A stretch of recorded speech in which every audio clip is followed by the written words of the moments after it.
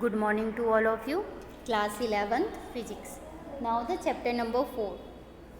इसके last video में हमने देखा था triangle law addition and then after now the today's topic is law of parallelogram.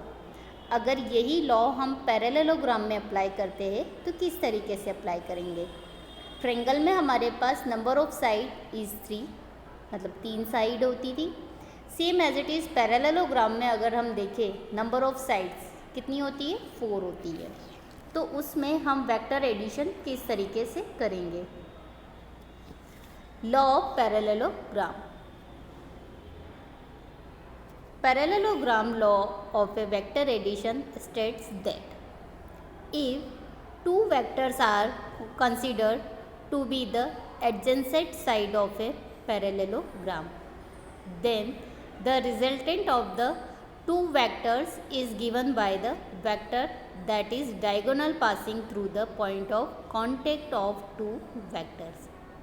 मतलब सपोज ये हमारा पैरेललोग्राम है. अगर इसमें हम एक डायगोनल ड्रॉ करें तो हमें ये पैरेललोग्राम कितने इक्वल पार्ट में डिवाइड हो जाता है, 2, right. This is diagonal. Now the one part is second part is 1 और 2. यदि आप देखो तो ये कितने 2 पार्ट्स पे डिवाइड हो गया, ट्रायंगल के फॉर्म में 2 इक्वल पार्ट्स में डिवाइड हो गया. तो हम इसमें भी 2 बार ट्रायंगल लॉ लगा के दोनों को अगर एडिशन करें तो ये पैरेललोग्राम लॉ बन जाएगा. क्लियर. तो प्रूफ में उन्होंने यही करा है कि ए और B are the 2 vectors by represented by 2 line. This is OP and ये Q, राइट. P और Q, OP और OQ are draw from the same point. Let us complete the parallelogram and the name it as OPTQ. OP ये TQ.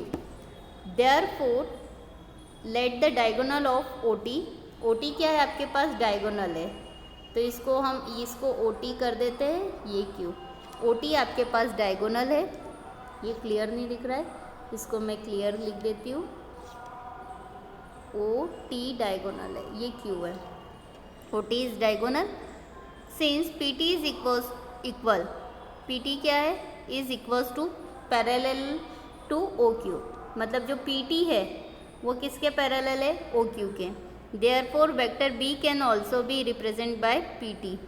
मतलब अगर इसको A vector लेते हैं तो अपोजिट साइड भी कितनी होगी, A. क्यों, क्योंकि लॉ ऑफ पैरेललोग्राम में opposite sides are equal. Same as it is PT is equals to OQ. It means the PT is B vector. Same as it is OQ is B vector. Because the law of parallelogram according to parallel condition is opposite sides are equal. It means कि अगर इसकी value A vector है तो same as it is opposite side की भी value कितनी होगी, A vector.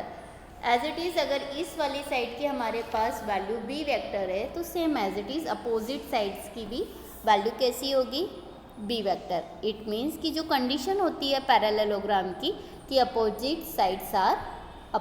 Both sides are equal. Applying the triangle law apply कर देंगे OPT, क्योंकि 2 ट्रायंगल हो रहे तो सेम एज इट इज़ किसी एक ट्रायंगल का हम निकालेंगे. तो A vector plus B vector is equals to R vector. ये डायगोनल के इक्वल हो गया. तो ये क्या हो गई, लॉ ऑफ पैरेललोग्राम के अकॉर्डिंग यहाँ पे प्रूफ हो गई. तो ये डायग्राम दिया है, देखिए. This is A vector, this is B vector. तो ये दोनों मिला के क्या हो जाएगा, R वेक्टर. तो R वेक्टर इक्वल्स टू कितना हो जाएगा, A vector plus B vector. Clear. और यहाँ पे कंडीशन फॉर पैरेललोग्राम क्या होती है, OP इज इक्वल्स टू कितना हो जाएगा, QT. क्यों, opposite side are equal. It means PT is equals to OQ. Again opposite side are equal. आप चाहो तो ये वाला ट्रायंगल भी अप्लाई कर सकते हो, ये वाला ट्रायंगल से भी अप्लाई कर सकते हो. तो ये है आपके पास लॉ ऑफ पैरेललोग्राम. अगर हम साइड वे में जाकर देखें, केस A हो गया, this is P vector, this is Q vector. तो हम इसी तरीके से ऐड करेंगे.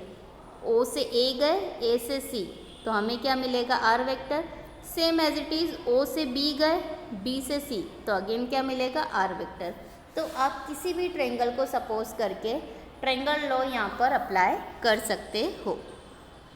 Thank you.